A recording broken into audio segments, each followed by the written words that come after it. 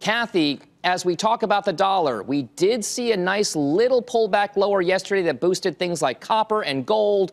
What do we think about the medium-term and longer-term prospects for that dollar? I think the dollar is past its prime.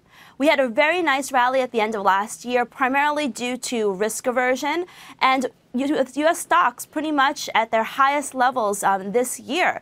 A lot of those concerns and that pressure is abating. And, taking a look at the bigger picture, everything from Brexit to the trade talks to the government shutdown all seem to be moving in a positive direction. Now, in Brexit, we haven't necessarily heard the resolution yet, but I think at the end of the day, they're going to ask for an extension or they're going to reach an agreement. They cannot accept a no-deal scenario. So I think investors are turning optimistic, and that's definitely putting pressure on the greenback. At the same time, we see green shoots in various economies. The Eurozone, yes, it's been beaten down a lot. But yesterday, we had the fourth monthly improvement in investor confidence, which means that investors who have been downbeat on the Eurozone for the past year are finally seeing some signs of improvement.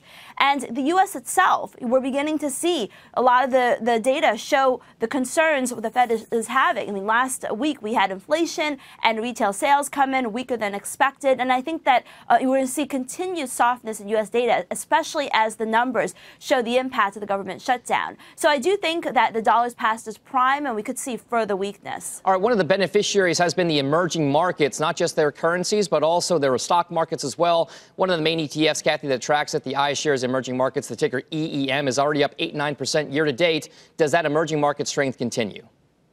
Yes, I mean, basically, we see strength across the markets, and Chinese markets and emerging markets, and all of that is clearly due to the improvement in risk appetite and the increasing likelihood that the March 1st deadline for the China-U.S. trade talks or trade deal is going to be pushed out. So I think that's benefiting all emerging markets, currencies, commodities, equities, and I think that should continue because it seems like the most likely scenario.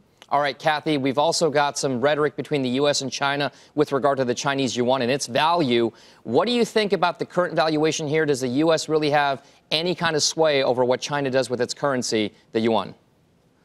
I can't imagine they won't. I mean, China came out today and said that they won't use their currency on trade. We heard the same sort of language with Japan. And I think if they are truly motivated to get a deal done, they're not going to allow the currency to move all that much and to weaken much further. So I think, in some way, direct or indirect, the U.S. definitely has some impact on the currency. All right, Kathy, Lien, thank you very much for those thoughts on the currency markets and the global macro picture.